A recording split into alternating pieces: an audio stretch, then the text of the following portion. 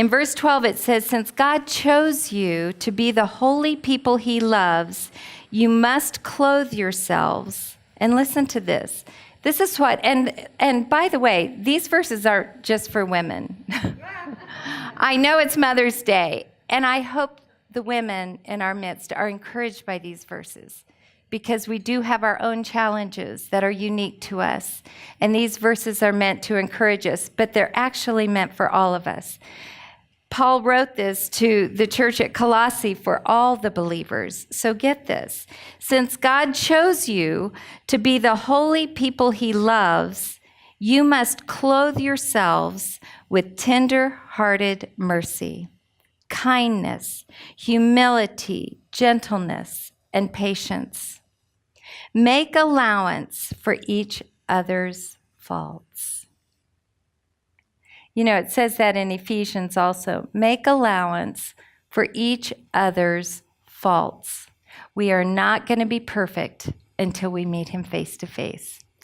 So in all of our relationships, the longer we're in relationship with people, the more we get to know them, the more we become aware of their faults, and we all have them.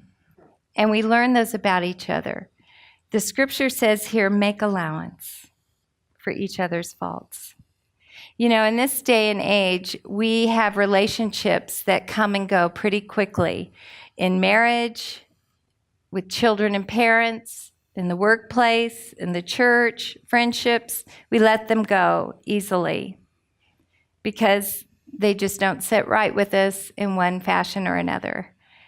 And the scripture says here, make allowance for each other's faults. Forgive anyone who offends you. We're better off if we stick through these relationships. Now, I know there are casual relationships that will come and go from all of our lives, but it's important that we identify those relationships that are worth fighting for, that are worth keeping, and we value those relationships. And in the midst of them, we are going to have to overlook each other's faults, but we place a greater value on the fact that the relationship itself makes us better people. Growing through the trials makes us better people. We can cherish those that we're in relationship with in our families, in our church body, and grow through those trials and make allowance for faults. I can't tell you how weary I get of people listing, faults of others. And I say, we're better if we can get through that, if we can overlook it. Love does cover a multitude of sins. And we're all the better for it when we can go there, when we can let our love minister and bring life to those around us in a way that builds strength to our relationships. Remember, the Lord forgave you, so you must forgive others. And that's really tough because sometimes people really do offend us.